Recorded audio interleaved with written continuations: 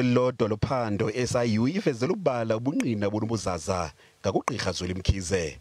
Ithi uGqirha Mkhize wasebenzisa igunya lakhe lokuba leTender inikwe inkampani Digital Vibes. Kukunje elisebe lezempilo liyanqumamisa abasebenzi balo abathandathu. Ngokuba sixhenxe bebonke abasebenzi abanqunyanyisiweyo oku kuza emva kokunqunyanyiswa komlawuli jikelele welisebe uMnumzana Sandile Buthelezi.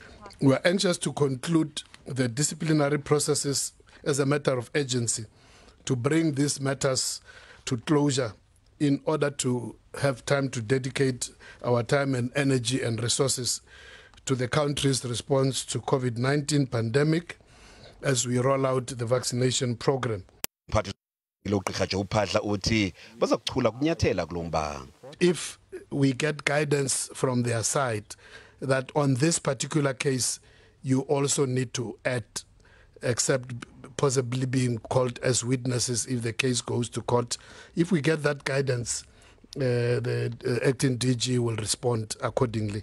So we are at the service and at the guidance of the Special Investigating Unit. Nakona kunjalo uthi khange bakwazi ukumnqumamisa ngokukhawuleza obesa kuba ngusekela mlawuli jikelele kwelisebe uGqirha eBenpilay. Ngenxa yokuba bebungekho ubungqina bokuba naye ube negalelo kulomba. Nakona kunjalo umphathiswa wezeMpilo uthembisa bemibili ukuba zonke izinto ziza kubekwa lubala.